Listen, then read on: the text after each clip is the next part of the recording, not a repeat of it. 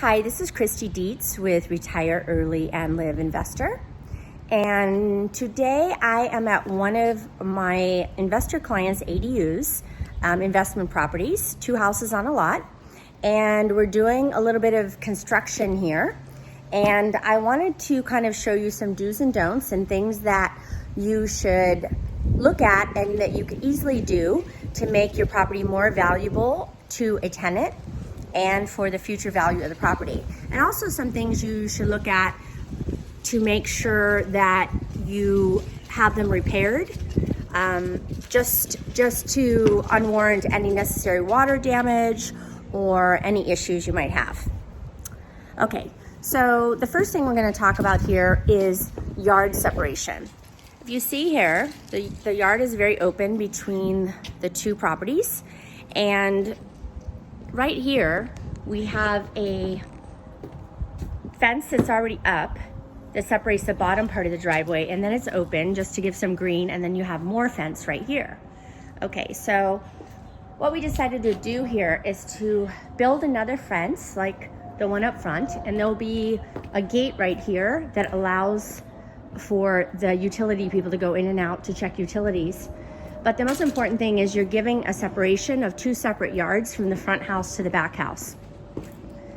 This is all going to be pavers and things like that because it was all grass, and what happens when you put a grill or you want to put some patio furniture, it's all going to sink in the grass and burn out the grass and things like that. So there's going to be some nice pavers here, and if you see by that fence there, and then there's going to be a very large shed right here, because a lot of times now, especially when you're doing 2 houses on the lot, there's no garage. So it's going to be a really good sized shed right here, but the shed looks just like a model of the main house. So you can get sheds now that look like the actual house that you own. So it's going to be big enough, as you can see, to go ahead and put bikes in there, surfboards in there, a lawnmower in there, whatever you would like. In this case, you don't need a lawnmower because the gardener takes care of things.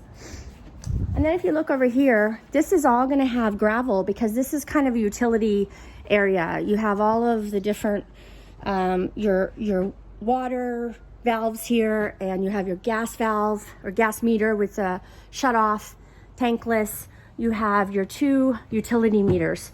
So there's no sense putting grass or anything here. It's also quite shady, so you can go ahead and put gravel.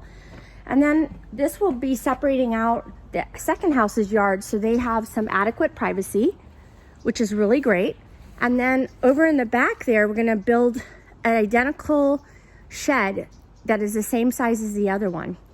Now, one of the things that was important is you can't really see on this video, but the yard slightly slopes. So it was very important to put in some, it's still being worked on, but put on some French drains so that we always divert water from the house, that it doesn't go towards the house, and it will go ahead into these French drains if ever needed. Another great thing that's now a new rule here in California and Los Angeles is water conservation. So there's gutters here, so whenever it does rain, which isn't very often here in Los Angeles and in California, but all the water goes into these water runoffs, and then there's spigots at the bottom so you can go ahead and connect your hoses to it, water, etc. So you're saving the water instead of it just getting wasted and going into the ground. So this is Kristi Dietz with Retire Early and Live Investor. That is just one amount of information that I wanted to give you on construction and making your investment of its highest value. This is Kristi Dietz, Retire Early and Live Investor. You can reach me at 818-694-0740, or you can also go to my website, www.realinvestor.info. I look forward to helping you.